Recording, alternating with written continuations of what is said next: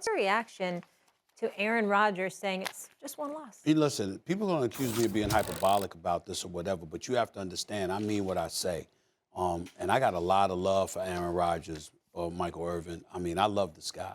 I've had the pleasure of meeting him a few times over the years. I think that from a talent perspective, until Patrick Mahomes came along, he's the greatest talent at the quarterback position my two eyes have ever seen in my life. I think he's that gifted. And I think that a lot of times he didn't receive the support that he needed from the Green Bay Packers. And I felt that they didn't show him the respect that he richly deserved, and that's why he wanted out. Having said that, when you make all of that noise, even though they ended up keeping you and making you stay, and it's clear that you don't want to be there, but when you line up between those lines and you get ready to play ball, you got to be ready. And it would be one thing if I saw an Aaron Rodgers that was rusty and just wasn't ready. I'm just telling you, I'm not accusing him of anything because I don't know. I'm only going by what I saw on television yesterday. He looked like he did not care. He looked disinterested. He didn't look focused. I have never seen Aaron Rodgers on his worst day look that atrocious. The decision-makings was just foolhardy. They were decisions that rookies make, not somebody like him. I mean, there's countless years on his resume, playmaker, where he's never even thrown double-digit interceptions. Yeah. There's only a couple of times or 3 times in his career he's thrown multiple interceptions. Right. This is not what he does. And so to look as lethargic and as apathetic as he looked was alarming in and of itself.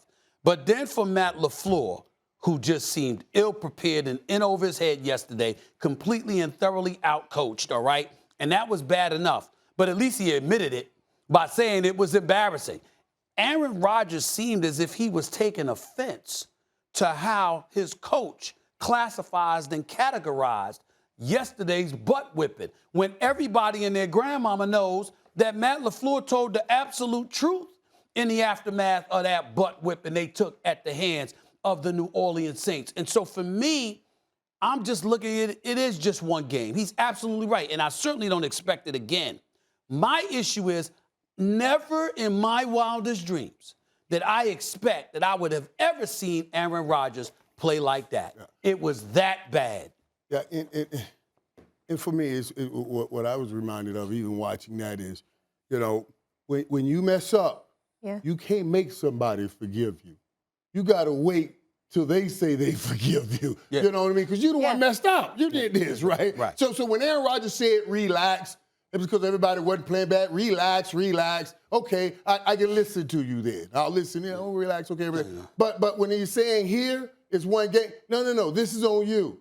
No, it's just one game. You started this. Because this football team to me, I don't care what this team was not thinking about playing this season. They had spent the whole offseason and spent the time in camp talking about what has happened this offseason, and it's still an issue in that locker room. And that's why, Stephen A., I tried to push back on you putting it on the floor. If this thing is in the locker room and these guys are talking, I mean, they're talking against everything that's going on. Mm-hmm. So are you concerned more than just this week, even moving forward for this team? Because obviously it's what you saw on the field, but it sounds like it's in the locker room as well. Right, and the issue is, can we root out that virus out our computer before that next game and show back up and start playing football and move all that stuff out my question to you, because we know they have talent. My question to you would be this.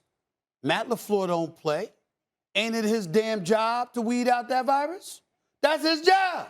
What the hell else do you do? You ain't catching no touchdowns. You ain't running. You ain't blocking for nobody. You're not sacking nobody. That's your job. I will say okay to you if it was someone else. When I walked in late for a meeting, I had a guy with me. He was returning kickoffs, and he was a great kickoff returner. Jimmy looked at me and he said, I'm so disappointed in you, Michael. Get in there and sit down. And he looked right at the other guy and he said, you get your stuff and get out of here. It depends on where that virus is if you can get rid of the virus right away. And if it's starting with the quarterback, you can't get rid of it. But I guess what I'm saying to you is, you started off your argument by talking about the team.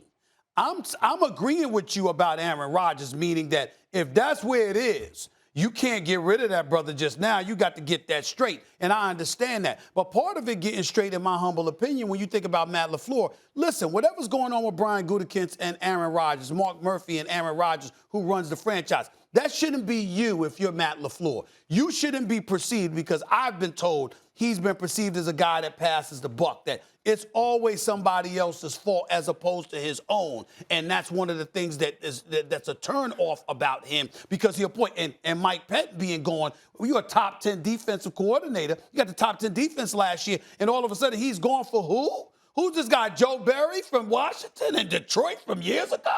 Why him? Why? Because y'all buddies? Yeah. What the hell is that about? To me, I'm looking at that and I'm saying, what is this? What's going on here? Because collectively, they looked awful. It's just that Aaron Rodgers, oh my God. But why just Aaron Rodgers, Stephen A? Because they couldn't run the ball and he wasn't being protected well. So why not on other parts of the team? Molly, he looked so bad. And the Aaron Rodgers that I've watched for years, those 2 interceptions don't happen. He'll get sacked. He'll get sacked. Those 2 interceptions don't happen. Or get rid of the ball. Or get rid of the ball, or get sacked. He would not throw those passes. It was like, and then he threw 1 interception, or he jumped off his feet and threw the football. I never seen Aaron Rodgers do that. What are you doing? What are you doing? I couldn't believe what I was watching. I couldn't believe it. Yeah, not from Aaron Rodgers, but this is not a talent thing, and this could be fixed. It's certainly not a talent thing. This could be fixed, and that's the best thing for the Green Bay Packers. They can fix this within a few days. They just have to focus on the mission at hand and not the fight that they had all offseason. They have to focus. Well, I know how he responds to bad games, Aaron Rodgers. He goes out there and balls. He's a superstar, and I think that Aaron Rodgers, this is the attitude that he should have the rest of this season. Thanks for watching ESPN on YouTube. For live streaming, sports, and premium content, subscribe to ESPN+.